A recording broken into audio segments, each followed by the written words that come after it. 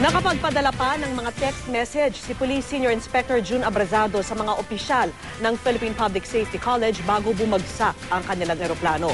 Ang kanyang mga huling mensahe sa report ng ating saksing si Sandra Aguinaldo. Mula Philippine General Hospital, lumipat sa Camp Crame General Hospital sa Quezon City ang nakaligtas na aide-de-camp ni DILG Secretary Jesse Robredo, Senior Inspector June Abrazado. Ayon kay PNP Chief Nicanor Bartolome, ginagamot pa rin si Abrazado, kaya hindi raw muna siya pinayagan ng mga doktor na magsalita tungkol sa insidente. Kaya nga pinili namin yung mga psychiatrist at mga psychologist so that they can immediately determine kung pwedeng ipagpatuloy pa yung pagkuha ng statement sa kanya or hindi.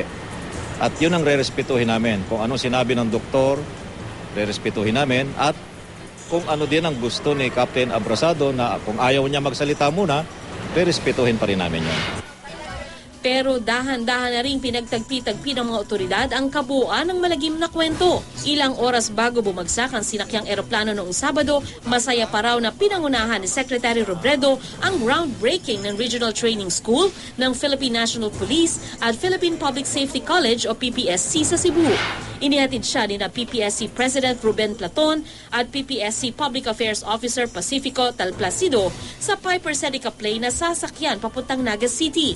Pero habang nasa eroplano, 3 beses daw nag-text si Abrazado kay Talplacido. 3:29 p.m., nagsabi siyang pabalik ang eroplano nila sa airport ng Cebu dahil may problema raw ang propeller nito. Magcha-chance passenger na lang daw sila pabalik ng Manila. 3:41 p.m., nag-text muli si Abrazado. Nagpapareserve ng ticket para sa earliest possible flight pabalik ng Manila.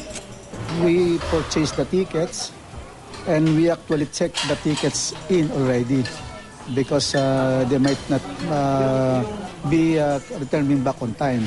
Pero pagdating ng 4:20 p.m., nag-text si Abrazado na mag-emergency landing na sila sa Masbate.